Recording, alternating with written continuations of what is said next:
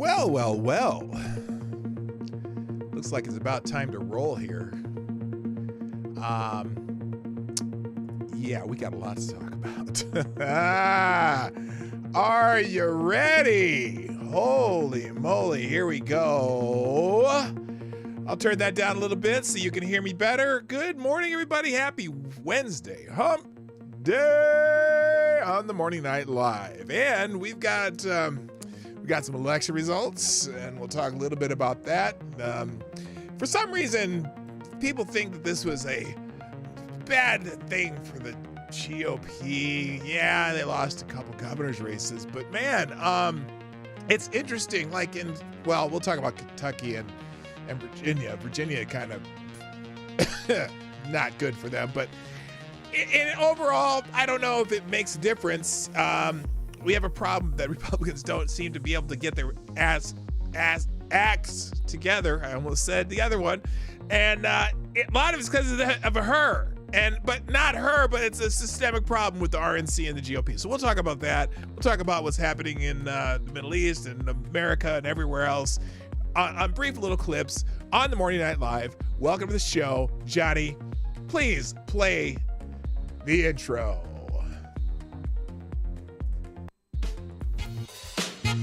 Ladies and gentlemen, coming to you live from the Lucky Dog studio in a hidden location somewhere in the upper Midwest of the United States of America, it's a brother making his own way but with all the wrong opinions.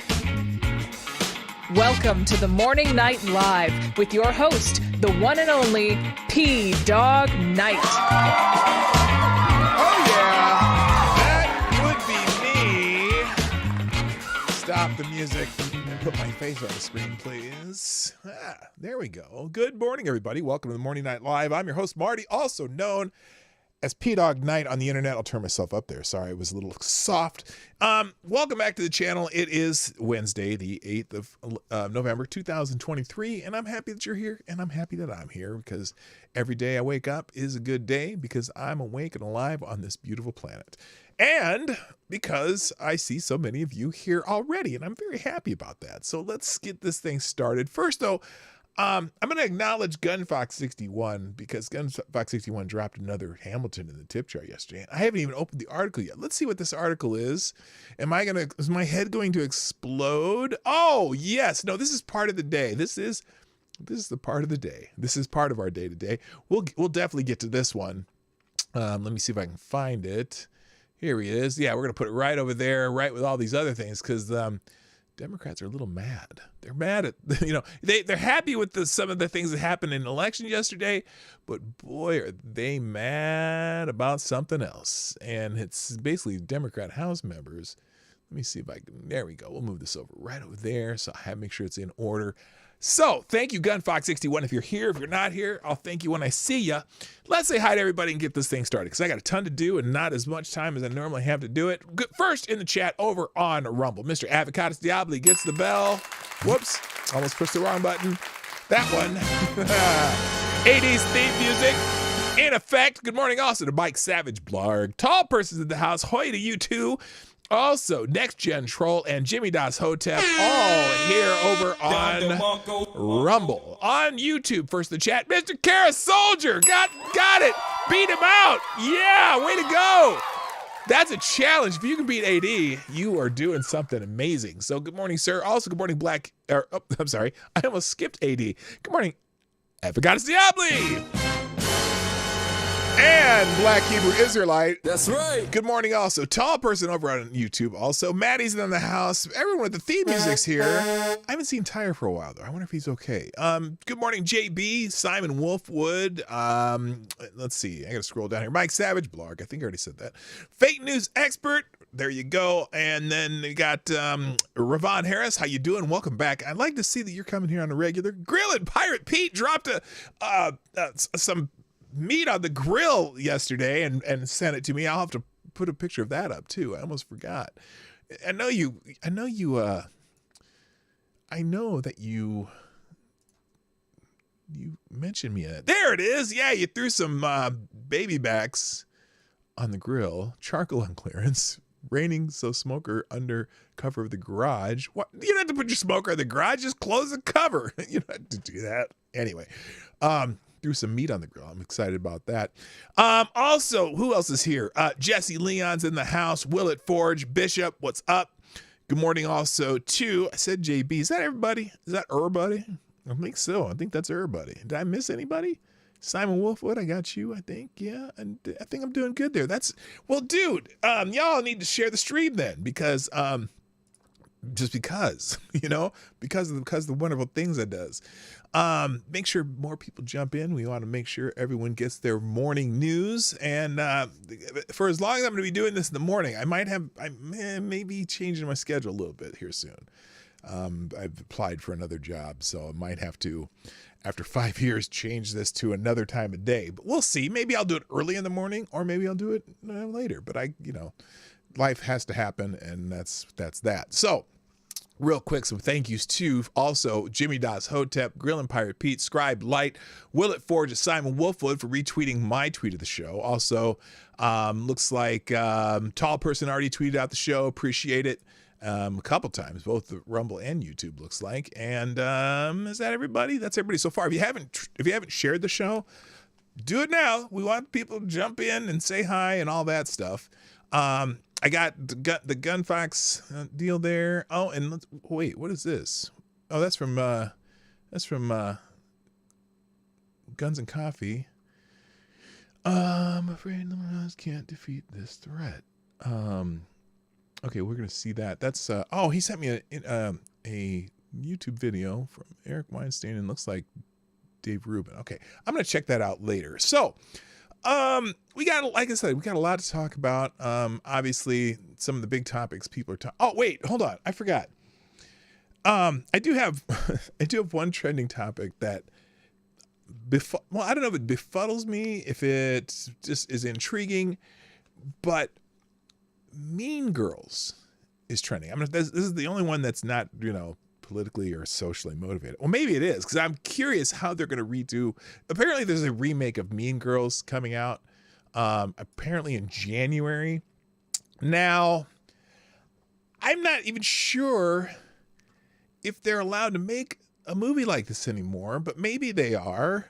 But probably because it'll be the Mean Girls, the ones who don't use pronouns. But apparently, Mean Girls, you still can't sit with us. Mean Girls is the only in theaters January 12th. Now, so I'm not holding my breath. I'm caring about that.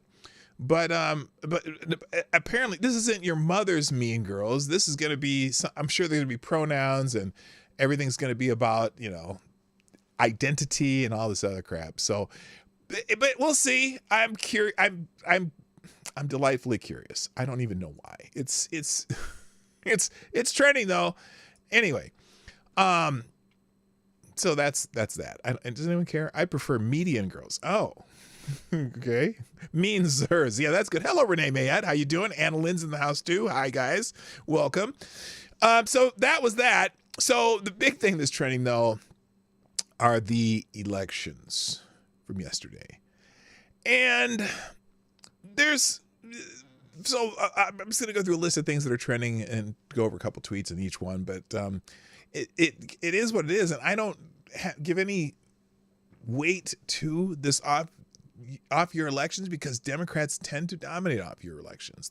When they're not like the every 2-year ones, because Democrats have the get out the vote apparatus. And they are passionate about certain things. But years of presidential elections when everyone comes and votes, or sometimes the even year elections when everyone else comes out to vote, it can be a little different, but it hasn't looked good for the GOP. And part of it is, I would say, blamed on that lady over there. She's not very good. I don't even know. There's the big thing today is there are calls for her to resign. Okay, so let's go down through a list of these topics and we'll see what happens. What up, Steph? How you doing, brother? Nice to see Steph Colonel in the house. You got a Hotep Dom DeMarco right there. All right, here we go. So Republicans is trending. Now, one of the top ones on here, Gateway Pudwin, because so Daniel Cameron lost to the current governor, Andy Beshear, who's not, he's I don't know why he's a very popular governor in Kentucky, but he lost. But Gateway Pundit brings up a good question. Somebody please explain how Kentucky Republicans can vote in the GOP Attorney General and Secretary of State by 17 to 22%. Like they won big. And then vote for a Democrat for governor. How does that work? So he's showing this picture here. So this is, let's see, this is Beshear and Daniel Cameron, right? He won by about 50,000 votes, roughly, Andy Beshear in Kentucky. But you look at all the blue in here. Look at all this blue up in here. Can you see my cursor? I think you can. But then you get in the Secretary of State. Oh, just a red bath. And over here, another red, just red everywhere. So why are they voting for Andy Beshear for governor? Anyone explain that? Or is it that Democrats only come out to vote for the major offices and they don't vote for anything else? So the Republicans get out and vote. They vote for everything down the ballot. And the Democrats just vote for the top spot. Is that what it is? How did that happen? That's a weird phenomenon. You can't see the whole map, can you? Here, there's the rest of the map. Isn't that weird though? Like look at all this blue by a lot in some of these places. Like some of these places that are red, straight up red wins here. I mean, this guy won 60% to 39. This one won 58% to 42. So they got a Republican Secretary of State. They got a Republican Attorney General. But the Democrat governor wins. Isn't that weird? Anybody got the explanation? Good morning, Unacceptable Views. Good morning to Anonymity T2. I'll be back. And TC's in the house. Welcome back, TC. Nice to see you. And Sayon Wizard. Nice to see you all. So that's weird. That's a good question. Other tweets, the persistence, that's Scott Pressler. In the college town of Slippery Rock, Republicans won every borough council seat. We also reelected District Attorney Richard Goldinger. We did this despite the fact that the PA GOP does not have a sitting Butler County chairman. You read that correctly. So there were some bright spots for Republicans, okay? But not many. And that's because Scott Pressler gets out people out to vote. He goes Democrat style, going door to door and talks to people and saying, look, we got to get this and this and that and this and that. And it worked in Slippery Rock. It's a college town. They won every council seat. So, I mean, it's like, it can happen, but we don't have a RNC that does that shit. Okay, the RNC is afraid to go in places where they think they're not wanted. They won't go into the hood. You know how many, right now, you look at the polls. Do you know that right now, if you go into polls and you ask black people, who are you going to vote for president versus Trump versus Biden? Trump gets over 20% of the vote. Now, that's unheard of for a Republican candidate. There's opportunity, and you don't have to get everybody. You just got to get some, especially in these governor's races. Make them go, someone said, oh, before you go vote, go buy some groceries, go buy some gas, go check your 401k, go check everything. Now, I don't know about your 401k. That probably is not, it's probably okay because the stock market has been fairly resilient. But go buy a bunch of shit and then go out and vote. Because then you'll be like, well, it's kind of messed me up. Hello, Chris Kroll. What's up? So anyway, Joe Scarborough, Republicans keep losing elections in the age of Trump, and they just don't care. 2017 Republicans, they didn't lose all these times. Come on, stop it, Scarborough. Cat turd. So Republicans win except the governor. Okay, so this is again, breaking. Republican Michael Adams has been reelected Secretary of State of Kentucky by 40%. I mean, he won by 30-some%. Now, other people breaking. In case you didn't pay attention tonight, the verdict is clear. The Republican Party under Ronna McDaniel is in a free fall and may be headed for defeat if nothing changes in two red states, Kentucky and Ohio. The Republicans lost badly. I don't consider Ohio a red state. Ohio's a purple state by far. But the vote on making abortion a constitutional amendment in Ohio passed bigly. Okay. apparently, they don't want any kind of make it a constitutional right. Does that mean that you can't have any restrictions on abortion in Ohio now? Is that what that means? That seems, even me, who says I personally believe that it should be legal up to a certain point, but the idea that you make it a right from conception to birth, I don't know about that. That's my position. Now, I know it's not consistent with everybody else here. Not everyone agrees with me, but that's okay. I don't care. You can have different opinions from me. So anyway, now the Democrats are so excited. Oh, Democrat Representative Virginia Representative Josh Cole has defeated Republican Lee Peters in the House District 65. Republicans lost control of the House of Delegates. They lost control of both houses in Virginia by hair, like as thin as my hair margin. Okay. The Virginians are back in power, at least in the House and they call it the House of Delegates and the Senate.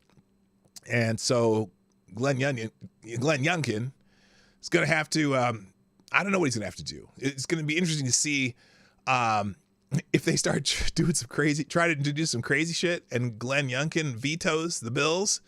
I think what'll happen is he doesn't have a veto. They can't override a veto. They don't have that big a majority. Okay, so that'll be interesting. Hello, Reese Donald. What's up? Nice to have you here. So, ooh, that's spicy. I don't know what that meant. I'm not sure what I said. So anyway, and a lot of people, they weren't expecting this many Republicans to vote in Pennsylvania. Some good things supposed to happen in Pennsylvania because he's still talking about it. Now, this is an interesting point. I'm pretty sure I already had this posted. This is election year spending versus Democrats versus Republicans, some key races. So here is this graphic that kind of tells you what the hell is the RNC doing? Okay, and is it because of the presidential race and they're putting all their money into all these different candidates or whatnot? I don't know, but here it is. You look at the breakdown of spending on today's off-year races. In the Kentucky governor race, Democrats spent $47 million. Republicans spent $29 million on a race they could have won. But you know what? They saw that Dan and Cameron's losing, or at least they stopped putting money in. They stopped doing it. It's insane. They are so afraid to put money where their mouth is. Virginia legislature, Democrats, 35.2 million, Republicans, 27.6 million. Ohio, issue 1, that's the abortion constitutional amendment. Democrats, 24.4 million on one issue. Republicans, 16.3 million. Mississippi governor, 8.7 million. Now the Republicans outspent the Democrats in Mississippi, a deep red state, and the governor there won re-election by a large margin. But they spent more than the Democrats in Mississippi. Could they put some of that money into Virginia, Kentucky? Pennsylvania Supreme Court, Democrats, 10 million. Yeah, the Pennsylvania Supreme Court is a political position, apparently. They put in almost 9 million, or excuse me, 10 million to the Republican 6.5. New Jersey legislature, 8.7 million to 2.1. Houston mayor, they're 6.2 million to 1.6 million. Now, did they lose in all those places? Well, not all of them. But it's amazing to me. That's what they do. Okay, so also trending. Oh, wait, Democrats always spend more if more money. That's because they get, by the way, they fight against dark money and Citizens United, and they benefit from it the most. It's hilarious. Plus, they have some schemes they do, that is well known that no one talks about. Anyway, so other things trending also. The GOP is trending. Now, Travis says, this is Travis from Flint, Donald Trump is the front runner for the GOP nomination in 2024, and the man who's leading the current president in the polls is currently in court battling AG and judge who are clearly politically motivated. We know that. And then again, there's Gateway's pundits thing. Pro-life is the defund the police of the GOP. Refuses to acknowledge election results is not a good way to go through life. That's Ann Coulter. Aaron Matei, Israel is using U.S. weapons to commit mass murder against Palestinians. The GOP response is to censure the only Palestinian American member of Congress, calling it out. You know what? When she says to the river, to the sea. Does she? Of course you're going to censure her for that, because that phrase specifically means to kill all the Israeli people and remove them. Like, you complain about shit like, oh, they're ethnic cleansing. No, they're not ethnic cleansing. Oh my God, Aaron, you are so self-unaware. Unhinged bigotry and contempt for human life. You think from the river to the sea might be? We'll get to this later. Holy shit, what a dummy. The GOP stands, and Nick Searcy, actor, heavy-duty Republican. GOP stands for nothing. They resist nothing. They fight for no one. They allow their supporters to be destroyed, ruined, and persecuted. They endorse it even. Why vote for them? Well, that's okay. That's pretty harsh. He's responded to Julie Kelly saying, same people who insist 2020 election was legit defend billions in US aid to scam artists in Ukraine, refuse to denounce weaponization of the DOJ and FBI against the right, and yearn for GWB days, now blame Trump for some GOP losses tonight. Well, now someone here says, doesn't he deserve the blame since Trump and the GOP has gone from 36 to 26 governorships, 68 to 57 state legislature chambers, 241 to 222 House seats, 52 to 49 Senate seats, one president, and no president. All we do is lose. This guy protected this gal every year. And again, this is the thing that's being thrown in his face right now. Right here. Congratulations to Ronna McDaniel, her big win as the RNC chair. Now we have to stop the Democrats from cheating in elections. Well, a lot of people calling for Ronna McDaniel's head. Not literally, not like Hamas. Okay, here we go. Moving on. Also trending, Ronna McDaniel.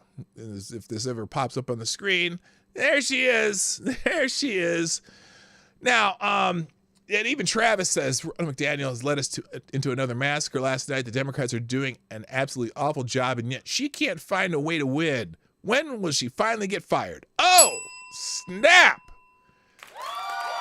That's a pretty common sentiment. Now, I said this is going to be thrown in Trump's face by the other candidates' supporters. Now, this is Max Nordau from Florida, who's a DeSantis guy.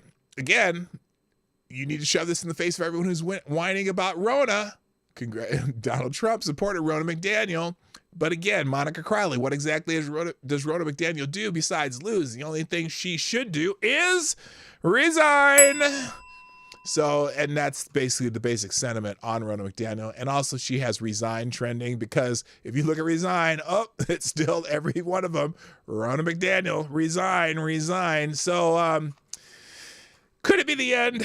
Could it be the end of Ronna McDaniel's career as the head of the GOP? Now, here's that graphic about the spending on election day is up here again. The ugly stick may have been used on her too much. Damn! I don't care what she looks like. I don't care if she looks like the Wicked Witch of the West if she's doing a great job. But she's not. She's clearly, the RNC is in... Look. Scott Presler. I'm going to go back to Scott Presler in Pennsylvania, right? Scott Presler goes out, gets on his feet, goes door to door, trying to get people to come vote for Republicans. And he has a group that does nothing but that, like Democrats do. I've had Democrats come to my house and come in and saying, hey, there's an election coming up. Are you going to vote for these Democrats and whatnot, and this Democrat and that Democrat? And I look at him and I go, you're at the wrong house, dude. Sorry. I'm just telling you, you're at the wrong house. I appreciate you trying to do your civic thing and whatnot, but you are at the wrong house. Bye-bye. I'm usually polite, though. I don't push them out or anything. I just kind of smile and nod and go, nope, sorry, you're in the wrong house. Anyway, but that's what, they have this get out the vote effort, and they got all these youths and the colleges and stuff running around telling people, oh, we need to vote for this Democrat and that Democrat. And I'm like, whatever. All right. Also trending Ohio. In Ohio, they're excited because they have a constitutional amendment now that makes abortion a constitutional right in the state of Ohio. I don't know how the conflicts or not. I guess, look, that's state's prerogative. I don't agree with it. So Hillary Clinton's cheered up with this. Last night, reproductive freedom was on the ballot in Ohio, Kentucky, and Virginia. It won everywhere. Well, how did it win in Kentucky and Virginia? You got a governor in Kentucky who has a solid Republican legislature, or you got a Republican Secretary of State, you got a Republican Attorney General. What are you talking about? The only office they have in Kentucky is the governor. Amy Klobuchar, yes, my favorite senator from the state of Minnesota, which is because the other one's Tina Smith, and they both suck, so one of them's got to be better than the other, and she's more entertaining. We won't go back. The people of Kansas said it last year. The people of Wisconsin said it earlier this year. And now the people of Ohio have said it again. A woman should have the right to make her own health care decisions, not politicians. Well, do you get to make the health care decisions of the child, baby that's, there? I don't know. Like I said, even though I'm pro the legal abortion, there's a point when it becomes barbarism, as in barbaric. And I just don't understand how people don't see that. But then again, they use euphemisms like clump of cells and, fetus, which actually fetus means a baby. But anyway, good morning, Lindsay. Lindsay, what's up? Nice to see you. Good to see you in the chat. So anyway, Simon Adaba, breaking. Okay, that's a more, his posts are coming up everywhere on here. McEnany on Ohio results. We will continue the losing streak on pro-life. Look, it's the states. Again, that's what the states are going to do. And look, clearly there is a massive effort to get out people to vote because of that one issue. And it's not the best issue for the GOP. I'm sorry. Because the activists are insanely enthused about supporting that. So I don't know what they're going to do about that. And Vice President Harris, the greatest excuse to not have a vice president. Today's voters in Ohio approved a constitutional amendment to protect reproductive freedom. They stood with the majority of Americans who believe that politicians should not interfere with a woman's right to make decisions about her own body. Okay, right. About her own body, no. At some point, though, there's another body that's involved. But I'm inconsistent on this topic anyway, so I can't talk about it. So that's what happened in Ohio. Rick Santorum's also trending just because he's talking about the thing in Ohio. And he says after a major defeat, this is Ed Krasenstein, the Daily Krasenstein right now. After a major defeat of the GOP and Republicans in Ohio, Rick Santorum seems to blame it on pure democracy. You put things like abortion and marijuana on the ballot, and a lot of young people come out to vote. It was secret sauce for disaster in Ohio. I don't know what they're thinking, but thank goodness most of the states in this country don't allow you to put everything on the ballot because pure democracies are not the way to run a country. And he's right. I'm sorry, representative democracy. But look, states are democracies. Putting constitutional amendments probably shouldn't go on ballots as far as I'm concerned. Those are much bigger issues than just, oh, it sounds good and we can get a bunch of dummies out here to vote on it. But that's the state's prerogative on how they're going to choose to do things, and they won. So sorry, Rick. That's how it goes. And if you better make a better argument next time. All right. Also, Mississippi's trending on Mississippi.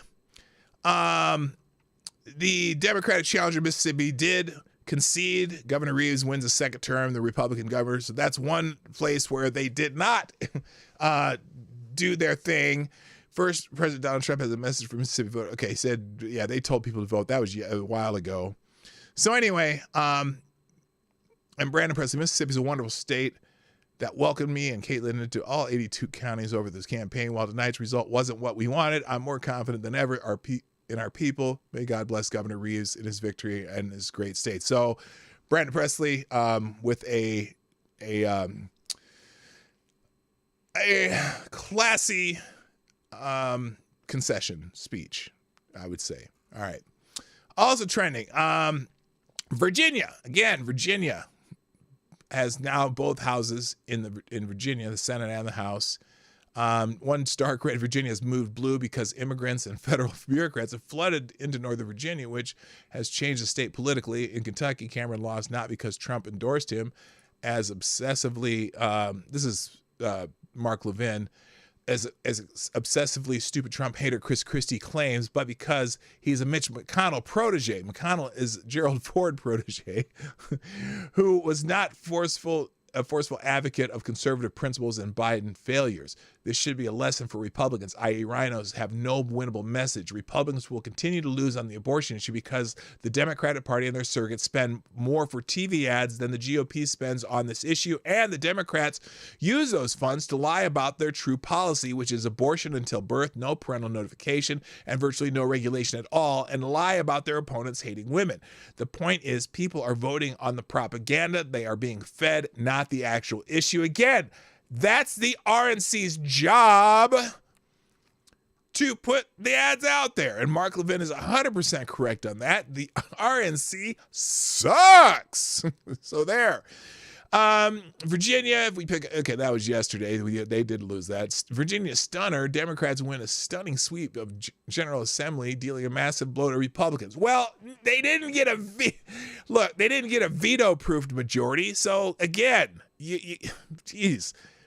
That's Joe Scarborough. Joe Scarborough wants, he hates the current GOP lineup. All right. Good morning. You're a ridiculous lunatic. And that's a name, not me calling them that. Rigged is trending. Oh my God. What is rigged? Oh, this is from, apparently someone says the Tucker House in the 2020 election was rigged. Do you think he's right? Now, I wouldn't say rigged from a, okay, let me be careful about this. I would say that the entire media complex, as Time magazine bragged about after the election, decided that they weren't going to allow anything negative about Biden come out, and they were going to do everything they could negative about Trump. Of course, that part of the election cycle, the way things work was rigged as far as how the media just did their shit. And also, now we're finding out that many government agencies who were anti-Trump, they did a lot of censorship stuff. And they did a lot of stuff that now we're finding out, holy shit, our government is just fucked up, isn't it? So anyway, Scarborough killed his intern, allegedly. Yes, that too. Thank you, Lindsay, for reminding me of that. But anyway, there's never forget what they did. It was remember, this never happened. Video now released showing 3:30 a.m. van dropping off thousands of ballots in Detroit. What? What is this? Inside the TCF Center. Now, the local media said that this never happened. Patty actually called me on November 4th. She was inside the TCF, and she said, Jim, you won't believe it. I just heard that a van dropped off boxes of ballots in the middle of the night, and she was working inside the TCF that morning. So we put in a request to get this video. It took months, and we got this at Gateway. Okay, that's from April 2022. I don't know what that's supposed to be. But also in Pennsylvania, breaking, this was from yesterday, voting machines in Pennsylvania shut down after getting caught flipping votes. So there were a lot of machines in Pennsylvania flipping votes, apparently. Democrats run that state and will cheat in any way possible. Enough is enough. Get rid of these damn rigged machines. Yeah, that's I don't even know what. Oh, that's from Gateway Pundit too. Look, Gateway Pundit hyperventilates about certain things, and I take a lot of things there with a grain of salt, even though they do a lot of good reporting also.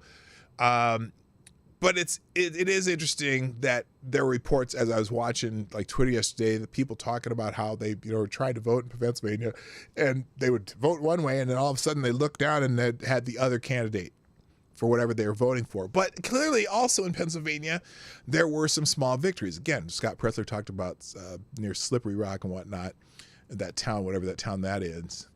But so, yeah. New York Times said if the election was held today, Trump would get 300 electoral votes. This is how it was in 2020, but they rigged the election. That's running to Broderick. How do we stop them from doing the same in 2024? Get so many people out to vote that they can't rig it. That's how. I don't know. So anyway, that's trending. I don't care. Dems are trending because the Dems they're so excited about what happened yesterday. They think this is a blue wave coming into the next thing, whatever. because they won Virginia. Okay, in the Virginia House, Democrats are excited. From red to blue, Democrat wins the House majority. Well, not a veto-proof majority. Republicans, but again, nuance, bro. Republicans are professional losers, and with leadership. And the leadership is content with doing nothing of substance to change the outcome, with multiple conflicts popping off and record inflation and real income stagnation and the migrant crisis. Democrats are still kicking Republican ass. Wake the fuck up. He didn't say the fuck, but I'm adding it. So, yeah, lots of things about, almost got a little freaky there. Den's trending. All right, moving on. And Moms for Liberty is trending because apparently they were really trying to get some things happening in Iowa, I guess. Someone here, I'm so proud of all the Democrats running for the school board seats in Des Moines suburbs, Ankeny, Johnson, Urbandale, Waukee, and West Des Moines. All the Democrats won, all the Moms for Liberty's lost. So apparently they tried to get on school boards in some states. And, you know what's funny, though? Here's one, trolling Moms for Liberty during book banning. You know, here's the thing. Did we just realize yesterday that there's places trying to ban To Kill a Mockingbird? You talk about book bannings. Are you crying about that one in San Francisco area? I bet you're not. But you know, well, Moms for Liberty didn't do well for whatever, where they were trying to run for office. And it's unfortunate because I think they have the right idea on certain things. And they're solidly conservative. By the way, if you want to sponsor the show, let me just do a plug here because I don't do this that often. The Morning Light Live is brought to you by you, the viewer of the Morning Light Live. Please share the stream, hit the like button during the show, and see that it's somewhere over there, I think. The chat, up at the top of the chat there on YouTube. And if you want to drop a deuce in the chip jar, that would be great because, you know, that's just how the show works. All right, moving on. Also trending, last couple more things that are trending. Glenn Youngkin's trending, governor of Virginia. Virginia stunner Democrats win a stunning sweep General Assembly, dealing a massive blow to Republicans. Well, I don't know. Again, it's not a veto-proof majority.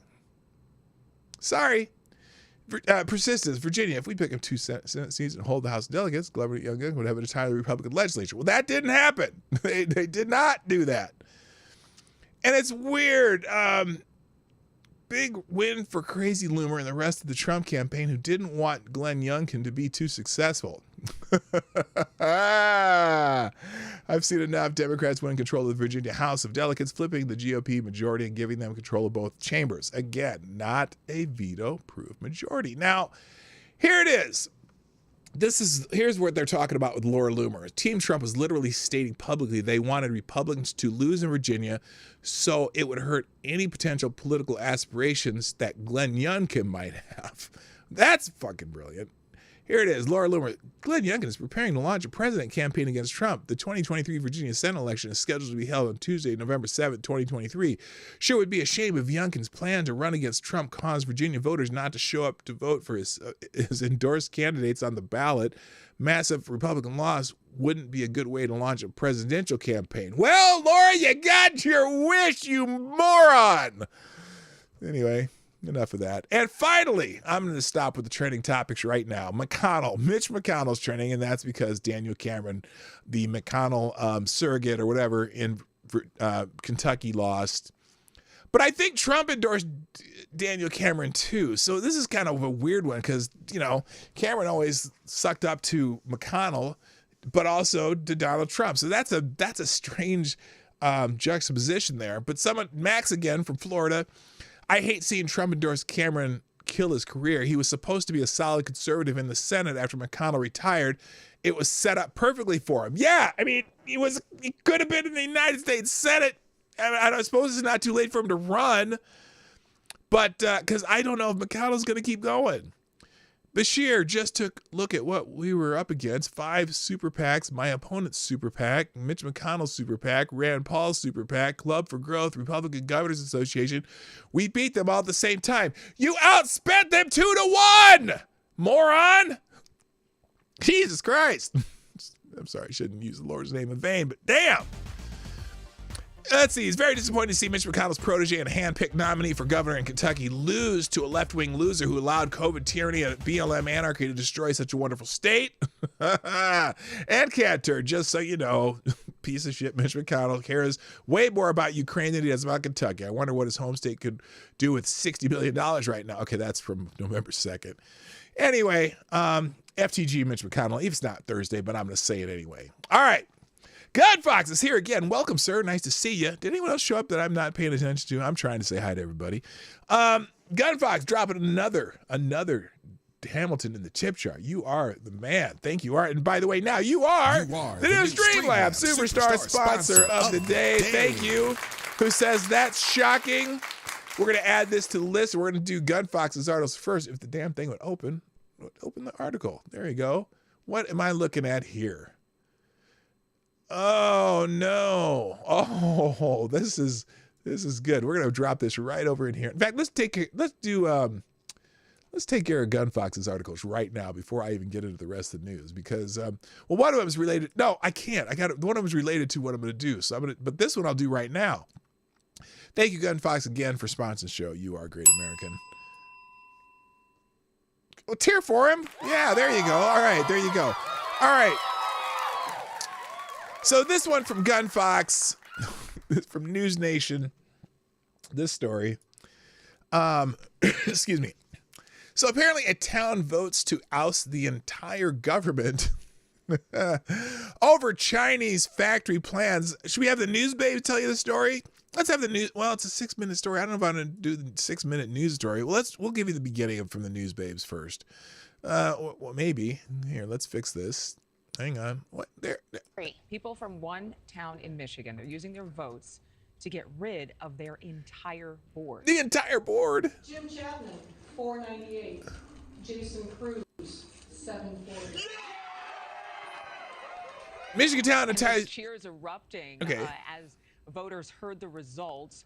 The move was all due to the board previously allowing a company with international ties, specifically China, to break ground in their town. Okay. International correspondent Brian Enton was there.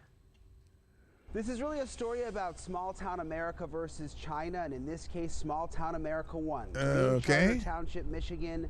They basically took this out is good. In Michigan, local government last night. They took out the entire local government. You know, this is going to take too long. This guy talks too slow. I'm going to talk faster.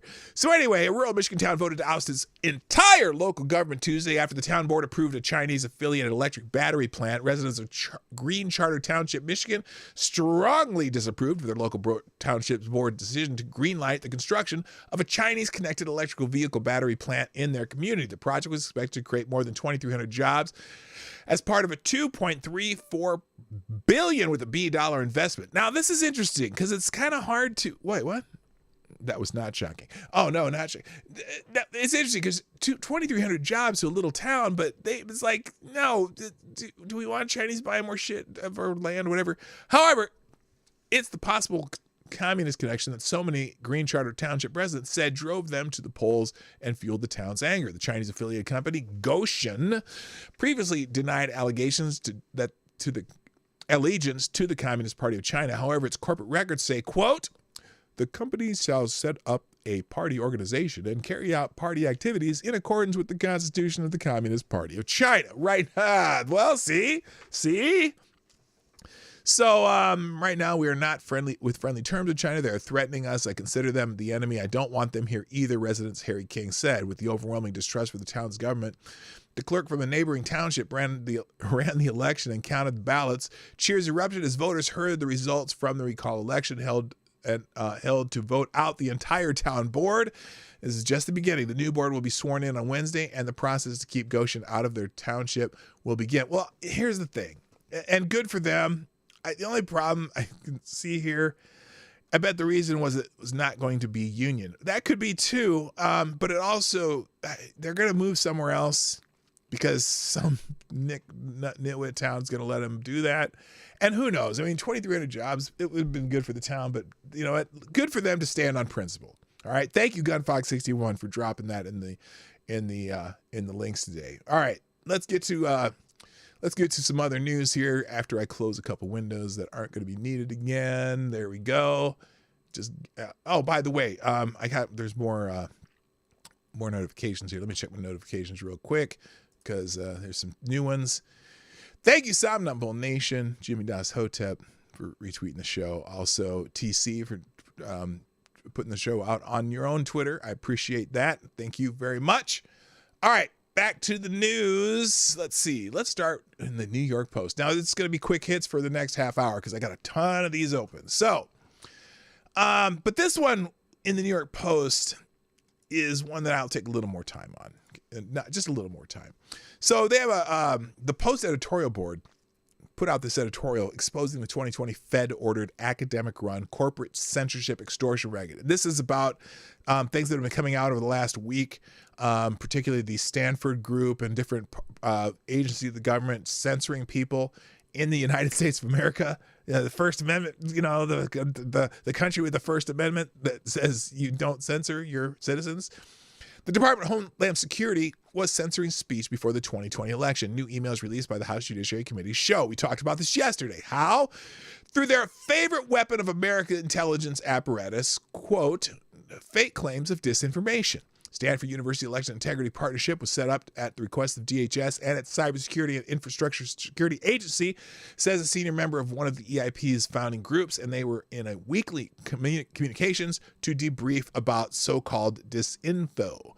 That was July 2020. It's beyond clear that this was part of a battle space prep to help Joe Biden win that November. So the Department of Homeland Security under President Trump was helping Joe Biden become the president.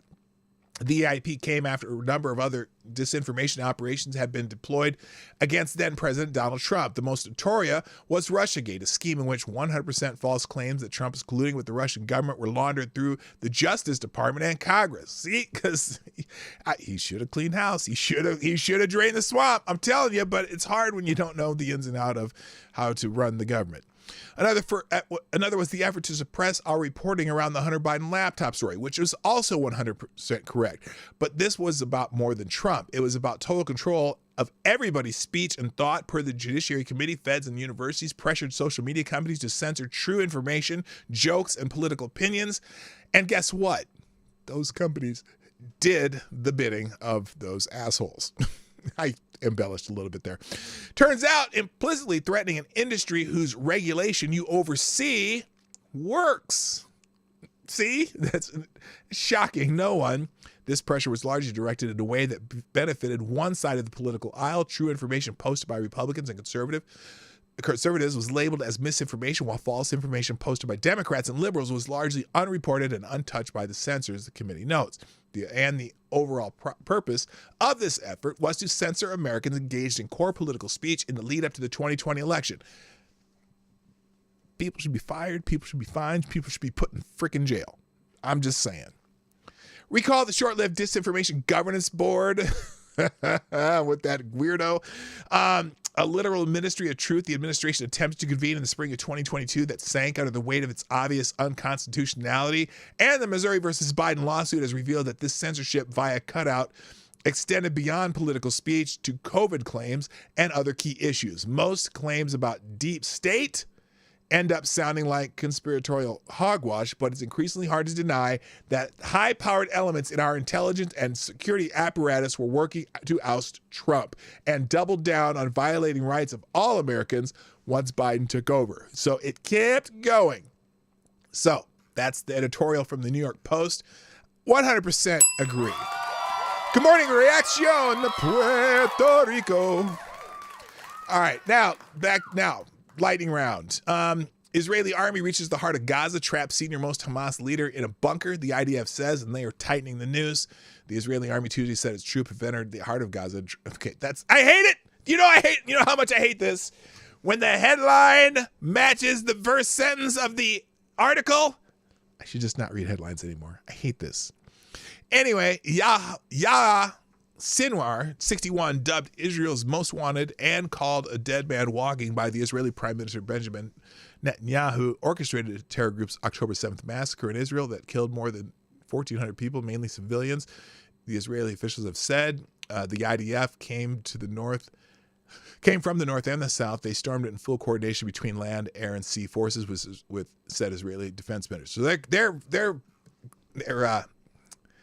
they're zoning in on this dude. So that's that. Also, in fact, in Washington Free Beacon, I'm sorry. The State Department denies pushing Gaza ceasefire in back channel talks with Iran, which, you know what? If they're denying it, girl, you know it's true.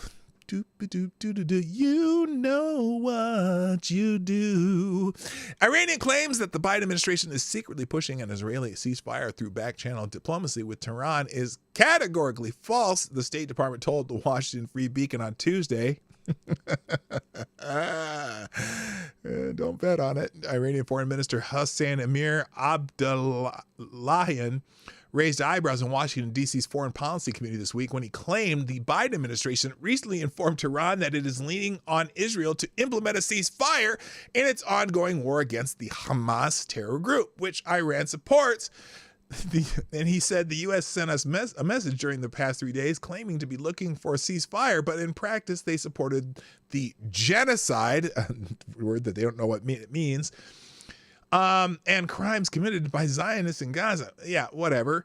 So asked about these comments on Tuesday, State Department spokesman flatly denied the Iranian officials' claims, but did not address questions about whether the Biden administration is pushing for a ceasefire. So, girl, you know it's true. You know what you do. All right. In legal insurrection, Israel's ground offensive entered its 11th day. The IDF is closing in on the Hamas headquarters located underneath Gaza City's Shifa Hospital. Let me repeat that. Hamas headquarters located under Gaza City's Shifa Hospital. That's what they do. Israeli forces on Monday pushed further into the Gaza Strip than reportedly nearing the enclave of the main Shifa Hospital, which Jerusalem says is located above Hamas's command center, as they continue to target Hamas's underground tunnel network and military capabilities after launching intensive strikes against the terror group on the night before. So, in this case, when the words "the walls are closing in" are said, I'm more likely to believe that. Let's see. Israeli radar war update. Extensive strikes in Gaza's overnight battles reported near Shifa Hospital. Red Cross says IDF fired 2 missiles at targets during hospitals. 2 terrorists who participated in October 7th massacre captured in Gaza and taken to Israel. And then there's also, let's see, Hamas turned a mosque into a rocket launching compound. I mean, just so many examples of them putting the, you say, oh, Israel's attacking their sensitive sites. Well, when you put your rocket launchers in the mosque or on the mosque, and you have it near a school, and you have it your headquarters under a hospital, where do you expect the Israelis to attack? Probably those places, because they get the most bang for their buck internationally when they use it as propaganda against Israel. So there you go. All right, in Washington Free Beacon, UN official says Israel has no right to self-defense. Aw, isn't she special? A UN official argued Saturday that Israel does not have a right to self-defense against Hamas under international law. Really? So I'm curious. So Hamas, under international law, has the right to go in and slaughter 1,400 Israelis, but Israel has no right to retaliate. I'm curious. Francesca Albanese, who serves as the Office of the United Nations High Commissioner for Human Rights Special Rapporteur for the Palestinian territories, argued on X Saturday that self-defense has a narrow meaning under Article 51 of the UN Charter. That definition, she said, does not give the Jewish state the right to self-defense against Hamas because the threat stems from an armed group within the occupied territory and not another state. False. Gaza is not occupied territory, you dummy. But when they say that, they're claiming that all of Israel is occupied territory. That's what they say when they say that. Apparently, the UN doesn't agree with the UN because the UN partitioned this particular area. And then a bunch of people tried to destroy that area and in wars, and Israel gained more ground, but then gave some of that ground back, and it's not an occupied territory. Gaza is not an occupied territory, nor is Israel. But she doesn't agree with the UN. Anyway, she says, thus, under international law, Israel's actions in Gaza cannot qualify as self-defense. Well, then what are they supposed to do? Oh, so I guess you just let them come in and kill as many people as they want and you can't do anything about it. Is that what you're saying, Missy? She says, under Article 51, use of force in self-defense is permissible solely to repel an armed attack by another state, Albanese said. Threats from an armed group from within occupied territory give a state the right to protect itself, but not to wage war against the state from which the armed group emanates. That's a mumbo jumbo right there. Hello, shrapnel. And then, again, here's that disproportionate response argument. Albany said that Israel's actions in Gaza are criminal. The attacks are clearly indiscriminate, disproportionate, and violate the principles of precaution. Did she say this about the Hamas actions? I'll bet you she didn't. One cannot bomb hospitals. Is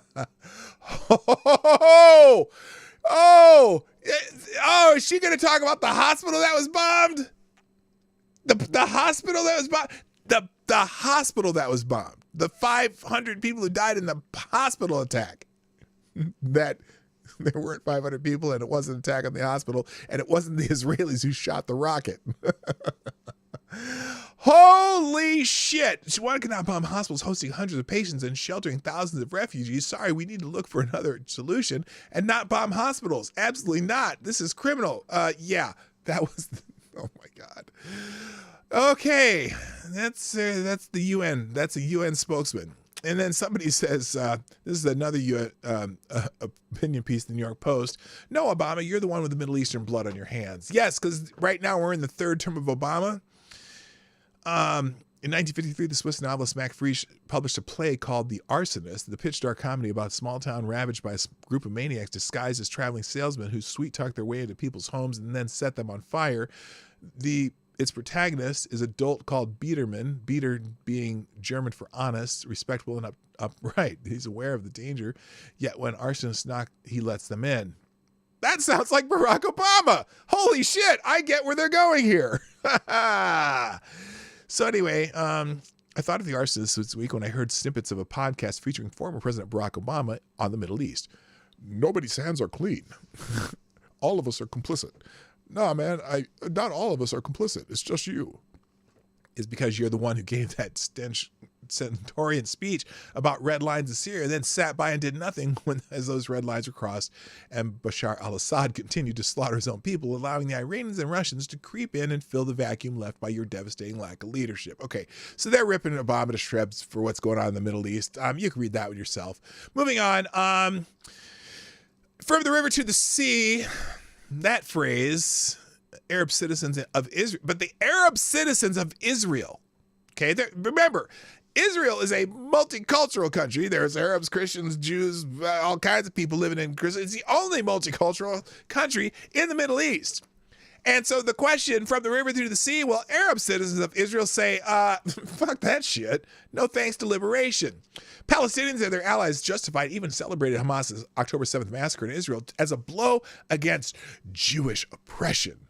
But the 2 million Arab citizens of Israel have overwhelmingly responded by drawing closer to the Jewish state. Irony.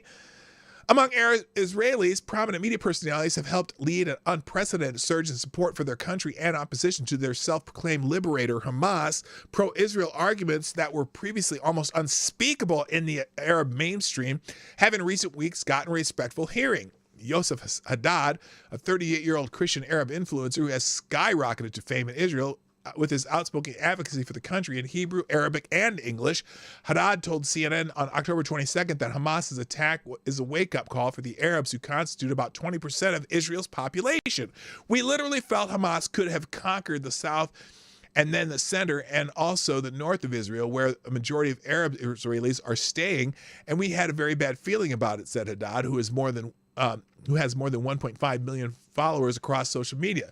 Immediately, my friends and colleagues here said, well, that's the last thing we want. We don't want to live under a terrorist organization. We want to live in a democracy, and that's what the state of Israel is. Oh, God, I love this guy. I love this guy. In a way, at least, Hamas's barbarity on October 7th, killing and abducting hundreds of civilians, including dozens of Arab Israelis, has strengthened Israel and weakened those who accuse the country of apartheid or genocide.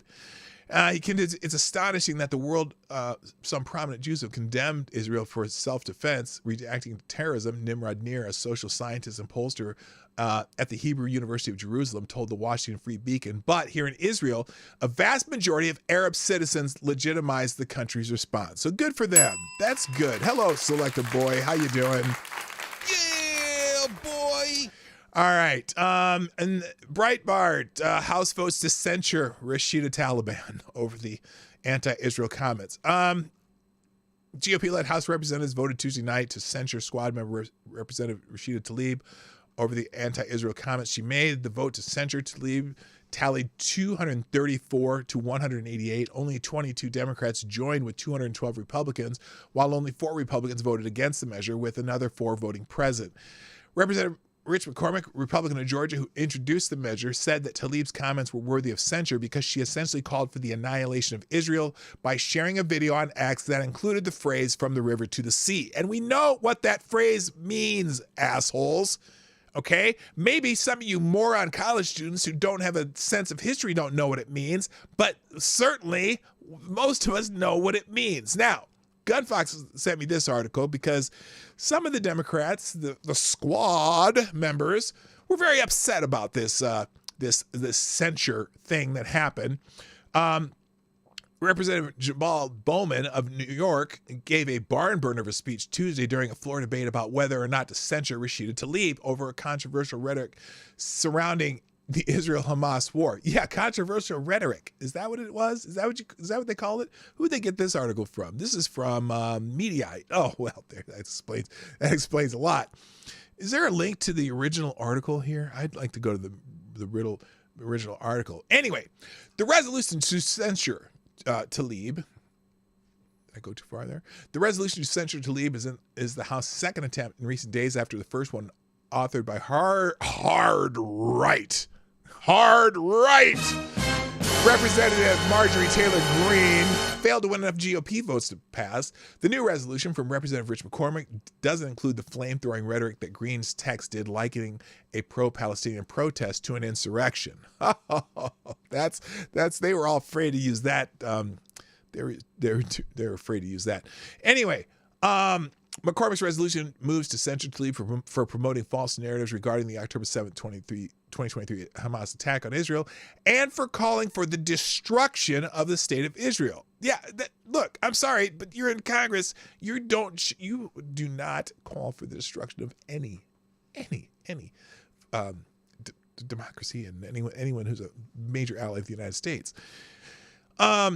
He said, "It is a sad fact, but this type of anti-Semitic hate is being promoted by a small group of members of this body, chiefly Representative Tlaib," McCormick said during the floor speech. "We must hold her accountable." Bowman took aim at GOP members and accused them of lacking diversity. Oh my God. Bitch, please. "This body needs empathy and compassion for all people, not just the people that look like the majority of my colleagues on the other side of the island. Maybe because of your lack of diversity, you lack the cognitive and emotional ability to recognize diverse opinions when they speak truth to power," Bowman said, raising his voice. "And you absolutely need to open up your mind to other people and other experiences, especially when they are Muslim and when they are women and when they are people of color," he added. So basically he had no substantive argument other than she's a person of color and doesn't look like white men. "You had a member of your party call my colleague a terrorist and you didn't censure her." He meant censure. He said censor. "But we are having this conversation now about your interpretation of words." Bowman boomed as the chair spoke. Okay, look. The words are "to the river, to the sea." Oh, in fact, let's do this. Thank you, Gunfox, for dropping that article. There's a lot more in it, but let me bring you some knowledge here, okay? I'm going to bring you a little knowledge that I saw about that phrase, "from the river to the sea," and I'm not going to do it myself. I'm going to find this. Where did I have that? I'm pretty sure it was in, where did I have it? Let's see. Let me check my messages here. Let me check my messages because I'm pretty sure. Oh, no, it's under, I'm in the wrong place. Hang on a second. I'm going to find it. I'm going to find this right now. You watch. I'm going to find it, and we're going to watch it. because this explains what the river from the river to the sea means and where it came from. It's the etymology of the phrase from the river to the sea. Let's see, is it right here? It better be right here. Where is it? Where's my messages? Oh, there we go. There are my messages. Not my messages. There it is. And let's talk about, oh no, did I not send it to myself? Damn it. Okay, well, that sucks.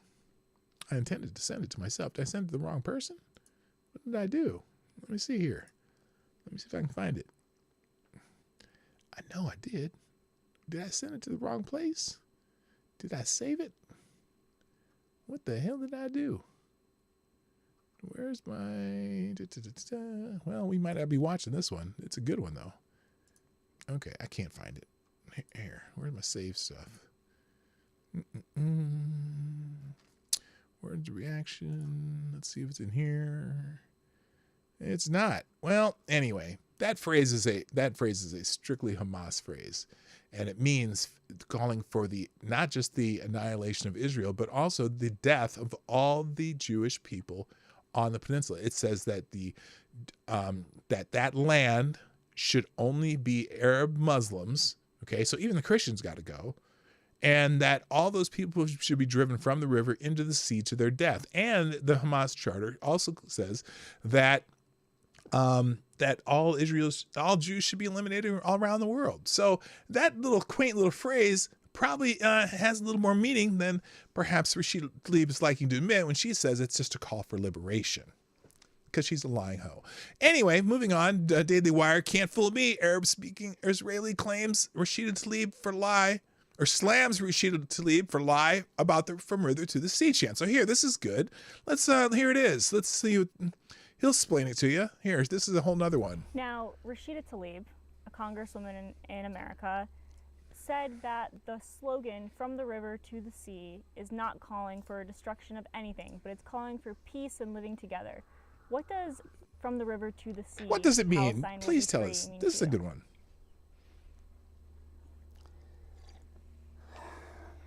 Look, Rashida Tlaib is another dumbass, jihadi woman. Believe on the same agenda. I know it's a little soft. Like Hamas did with the same slogan. This slogan was created by Hamas people and supporters.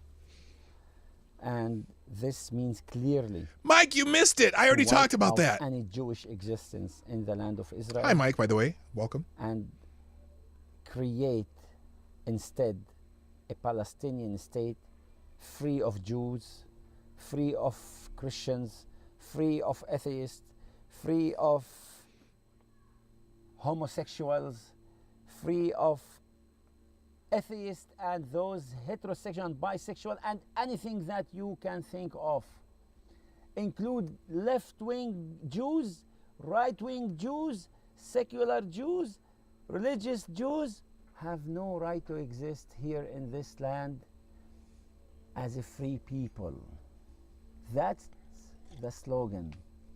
And that's the slogan that should be actually abolished by the international community and by the Western world and by Rashida Tlaib itself, if she claimed that she's a democratic and looking for democracy and equal rights. And but she's not in this case. So, as a person who speaks Arabic too, as a mother tongue, believe me, I understand very well this slogan. I understand their mentality, Hamas mentality, and it is very clear. And they say it in their principles of Hamas movement. And okay, I'm gonna you can watch the rest in the links today, but that's in the article here. Yeah, that phrase is not, it's not a call for liberation, like she tried to play it off as. She knows full well what that really means.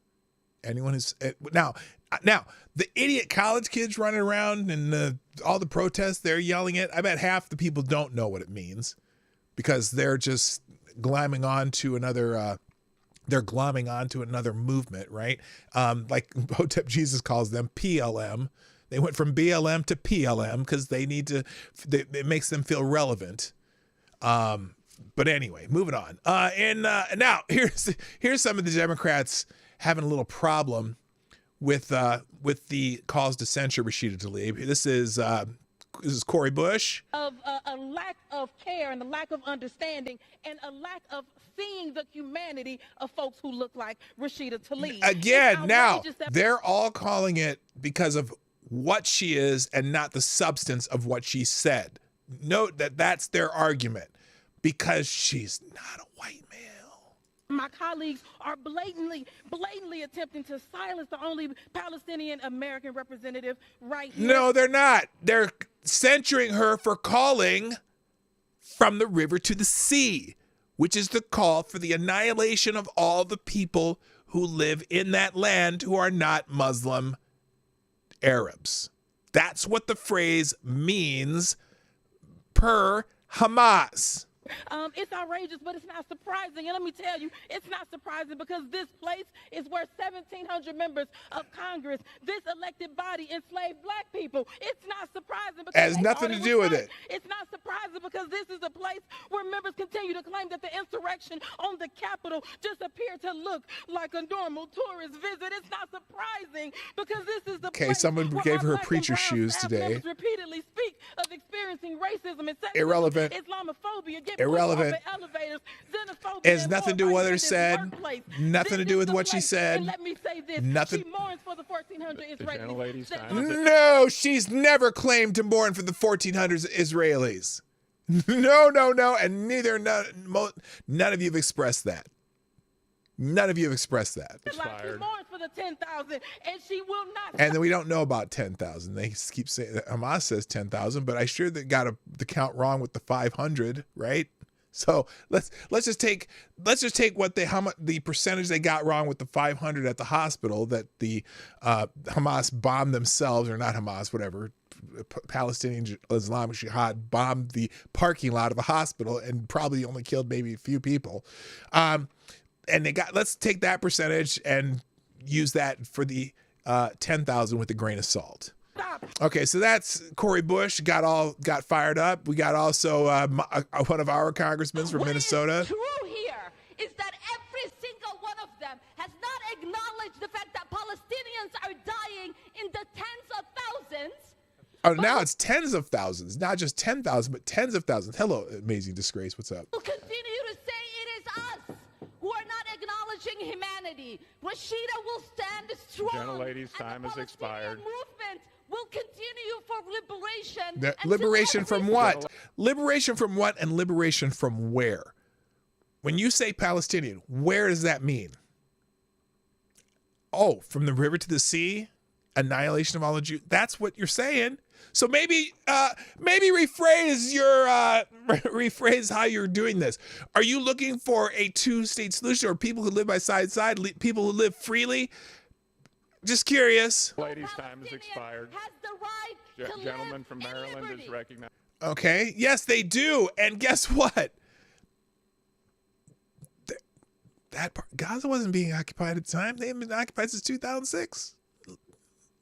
And then we got Ayanna Pressley. Mr. Speaker, I rise in opposition to this censure resolution that is blatantly Islamophobic. Oh, it's Islamophobic now. This resolution is as dishonest as it is unproductive. Any member who denies that Congresswoman Tlaib is opposed to killing of civilians, Israeli, Palestinian, and Americans alike, is willfully From the river to the sea is a call for the killing of anyone in Israel who's not Muslim Arab. That is what the Hamas charter says. Truth.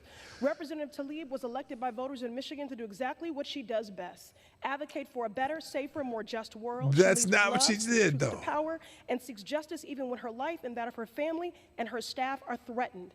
It's As all the a squad daughter, behind him. Mother, sister, friend, advocate. All irrelevant. Talk about what she said. Talk about what she said. And here's Rashida Tlaib said. And anti-Semitism makes us all less safe and worry that your own child might suffer the horrors that 6-year-old Wadia did in Illinois. I can't believe I have to say this, but Palestinian people are not disposable.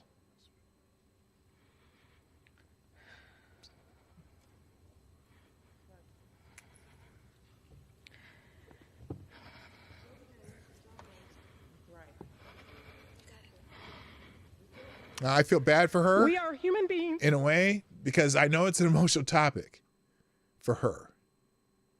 But if you are siding with Hamas and you use a phrase that calls for the annihilation of millions of people, pretending to not know what the phrase means, maybe it's time for a wake-up call. And it's a censure resolution is pretty mild. Just like anyone else, my city, my grandmother, like all Palestinians, just wants to live her life with freedom and human dignity we all deserve. So how about we free them from the Hamas rule then? Because have you once blamed Hamas for what's happening over there? I'm going to guess no. All right, I got to get through this now. Moving on, University of Pennsylvania, FBI and alerts told the FBI, or University of Pennsylvania told the FBI about emails containing threats of violence towards the Jewish community. Penn President Liz McGill mailed the campus community on Monday, advising them that the university staff members received disturbing anti-Semitic emails threatening violence against the Jewish community. The messages included hateful language and targeted the personal identities of the recipients. So they named names. The violent anti-Semitic email specifically named Penn Hillel, a Jewish organization at the university, and Lotta House College House, an on-campus housing unit. McGill and said Penn's Division of Public Safety was immediately alerted of the threats. Penn police subsequently notified the FBI of the potential hate crime. Stop with the hate crime. It's a crime to threaten people with bodily harm, and a joint investigation underway. So this is happening on campuses all over. Behind the Black, 100 universities condemn Hamas. The Ivy League is condemned for looking the other way. We talked about that before. It's a great article. You can check it out. Legal insurrection. Brandeis University bans Student for Justice in Palestine group over support of Hamas. Brandeis University of Massachusetts, one of the most prominent Jewish schools in the country, has banned the student group, quote, Student for Justice in Palestine, over their open support of Hamas. This is similar to what Governor Ron DeSantis has done at public colleges in Florida. They're revoking the recognition of a campus chapter for Students for Justice in Palestine, saying the group openly supports Hamas. Brandeis informed the student group Monday about its decision, which means that the group will no longer receive university funding or be able to hold activities on campus. The group canceled a vigil for Palestine that has been scheduled for Monday night as a result. This decision was not made lightly, says Brandeis is dedicated to upholding free speech principles, the university wrote in a letter, which the Jewish Telegraph Agency obtained. The SJBP, which has a national umbrella group and campus chapters across the country, Jesus Christ, has spoken out in support of Hamas's invasion of Israel. So Brandeis said support for Hamas, which the United States has designated as a foreign terror group, is not protected by the university's free speech principles. So at a Jewish university, they got people supporting Hamas. On the PJ Media, what pro-Hamas protesters did after a Jewish man was put into an ambulance shocks the conscious. Remember we talked about Paul Kessler yesterday, apparently. Let's see. The video from the scene shows things got even uglier. Here's what Kessler was doing Sunday night. He was passionately waving an Israeli flag. Here's a video of deputy questioning the guy who attacked him after Kessler was taken away in an ambulance. Notice how he appears to recreate what he did with his bullhorn to the left to Kessler in an attempt to stop him from using his phone, which Kessler had been using to take videos, according to witnesses. All of this is abhorrent, of course, but things got under order of magnitude worse when Kessler was placed in the ambulance and taken to the hospital, where he died of his head injury. This video shows after the bloody assault, the protest didn't end. Pro-Hamas protesters kept chanting with bullhorns, then mocked Kessler's blood on the sidewalk. I'm not going to show it, but it's in the video here. We know that they just went back to what they were doing. Holy shit. 20% now in a poll, 20% of Democrats side with Hamas.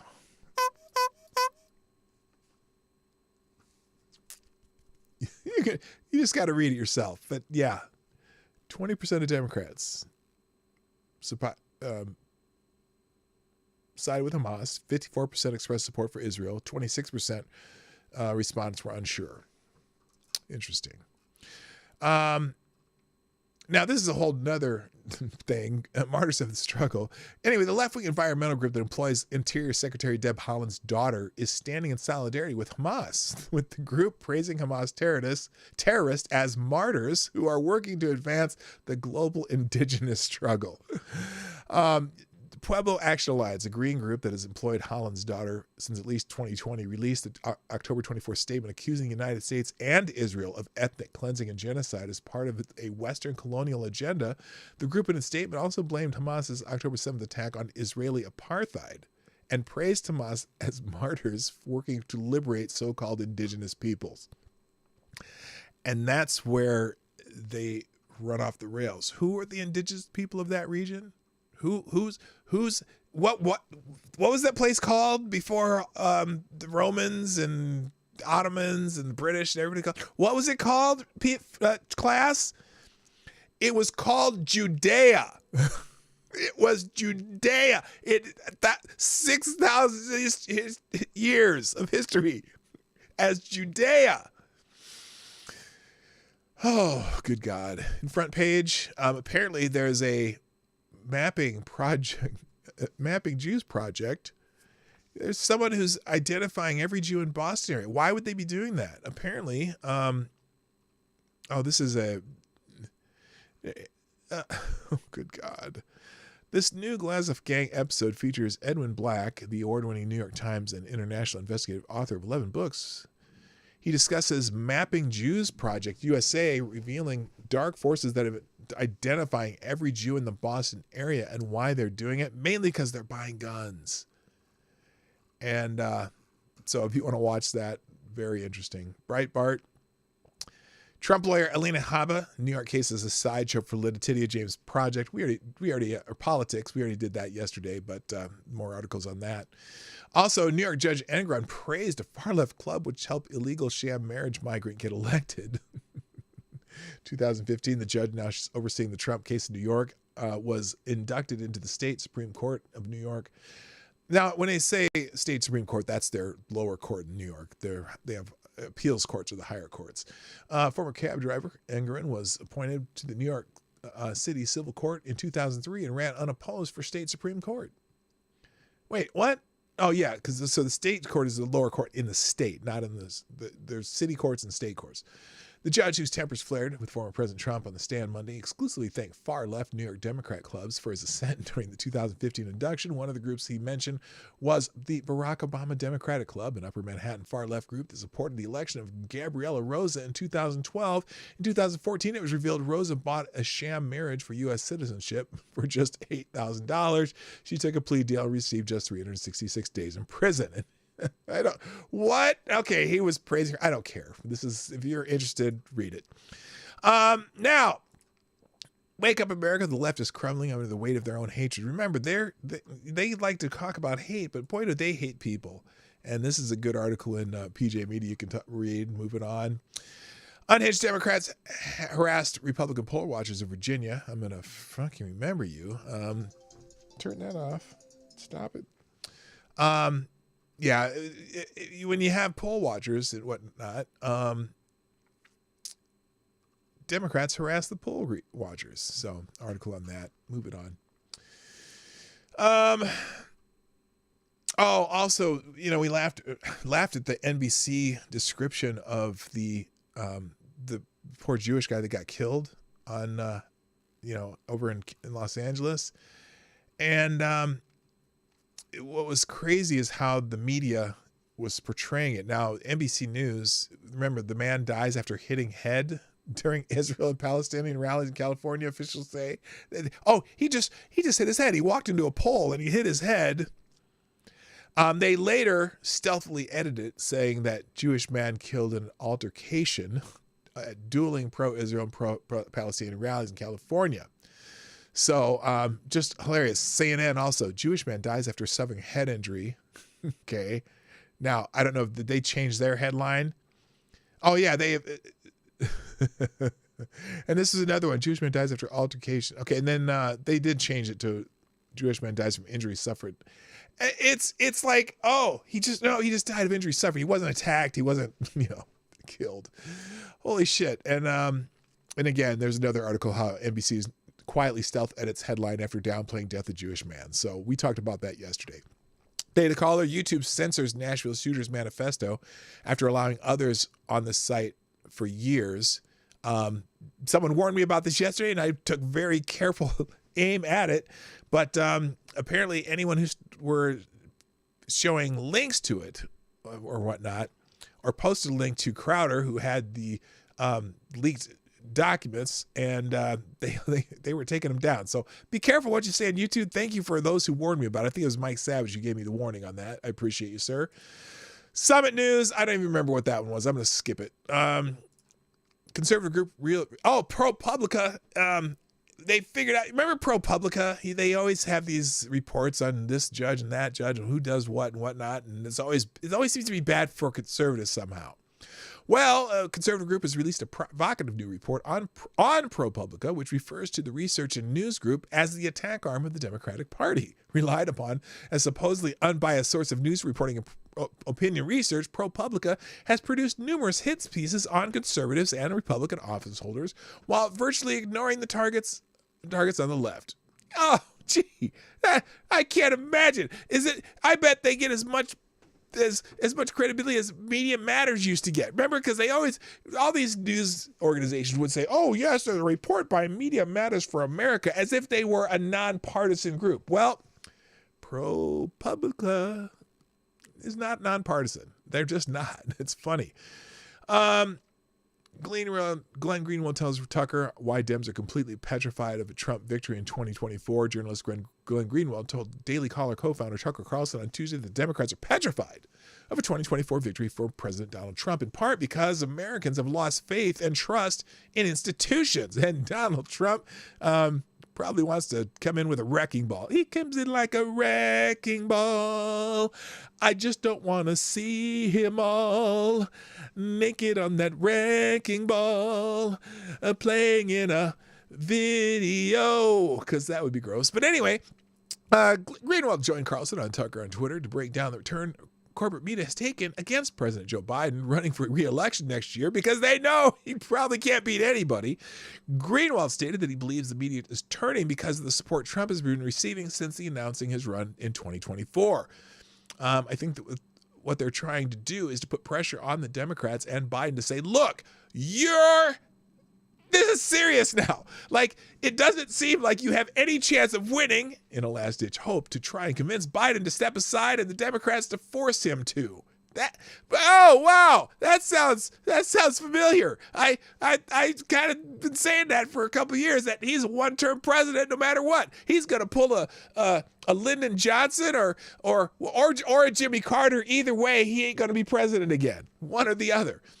All right, credit card debt in America rises to a record $1.8 trillion. Yes, people are surviving on debt again because the economy, Bidenomics, is doing great for everybody.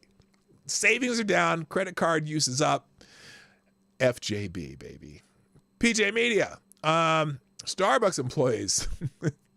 Starbucks to union employees, sucks to be used. Starbucks has a message for its 8,000 unionized employees. Not so tacitly delivered. Sucks to be you. The Seattle-based brewer of burnt coffee and coffee-based sugar delivery systems reported a stellar quarter last week, and that sent Starbucks shares soaring from $91.01 on Wednesday to Monday's closing price of just over $104. Net sales were up over this time last year by 11.4%, and revenues beat Wall Street expectations by $9.37 billion to $9.29 billion.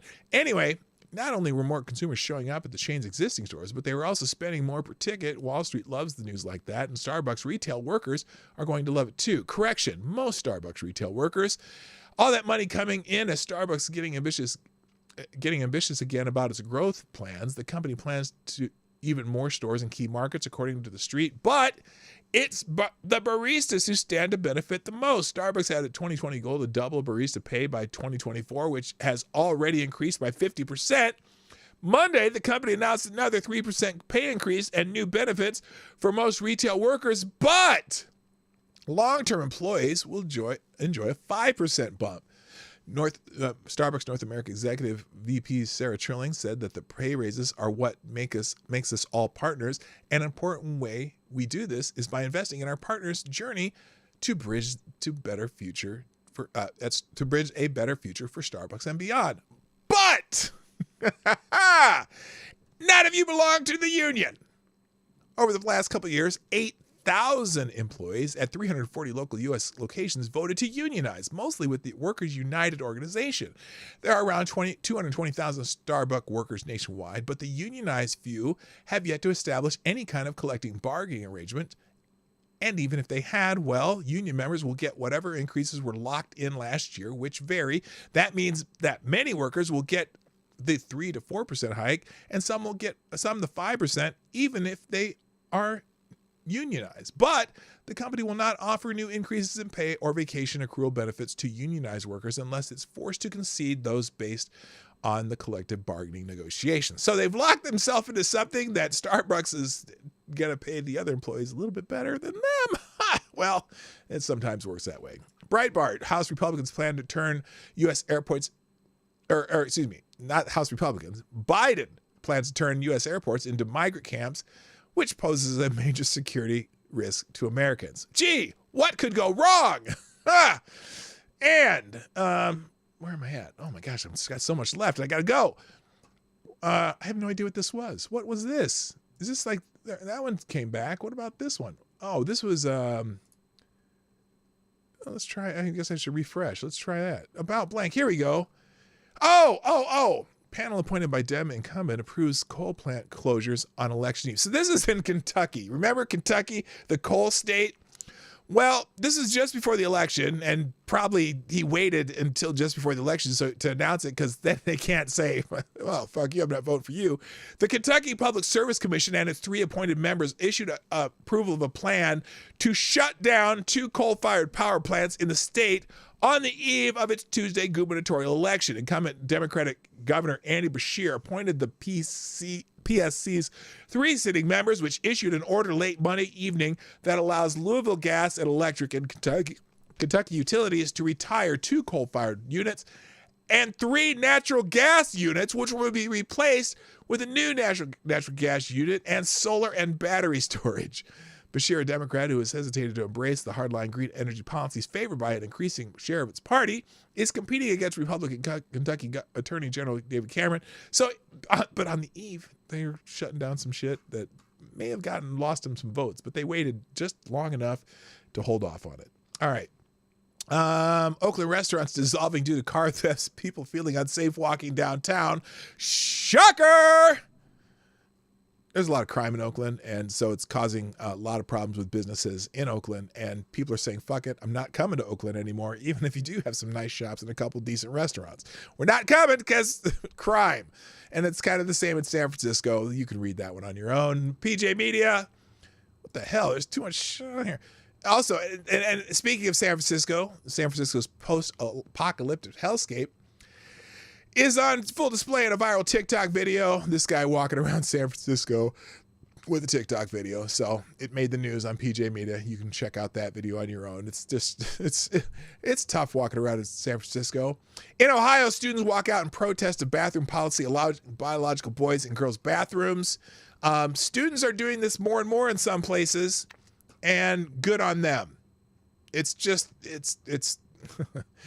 it's political correctness gone mad. And finally, in City Journal, there's a great article on shrinking schools, but the salaries are soaring. So that's weird. While districts worry about teacher shortages, The students are getting the fuck out because parents are seeing what they're doing. All right, that's it. I got to go. Holy moly, am I late?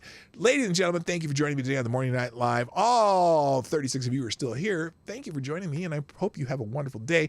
Look, I did the news here daily for now, Monday through Friday in the morning. Invite your friends, invite your neighbors. I appreciate those of you who make it. Thank you to GunFox61, our superstar sponsor of the day. Thanks for everybody in the chat doing your thing. And I guess that's it. Thank you. Gotta go. My name's P-Dog Knight, and I'm out of here. Bye-bye. Have a great day. Hey, this is P-Dog Knight, and thank you for watching today on the P-Dog Knight channel. If you have an observation or remark you'd like to make about this video or my channel, I absolutely welcome you to write it in the comment section down below. I really look forward to hearing from you. And before you go, if you like what you saw but you're not already subscribed, please make sure you hit the subscribe button and definitely click that bell that pops up afterwards so you'll be notified when I post new videos or when we go live. I broadcast my live show, The Morning Night Live, Monday through Friday at 10 o'clock Eastern, 9 o'clock Central. A special thank you to all the supporters of this channel who share our videos on social media and who make donations through Streamlabs, YouTube, Venmo, and Cash App, which are all linked in the description down below. Thanks again, and until next time, I'm P-Dog Knight, and I'm out of here.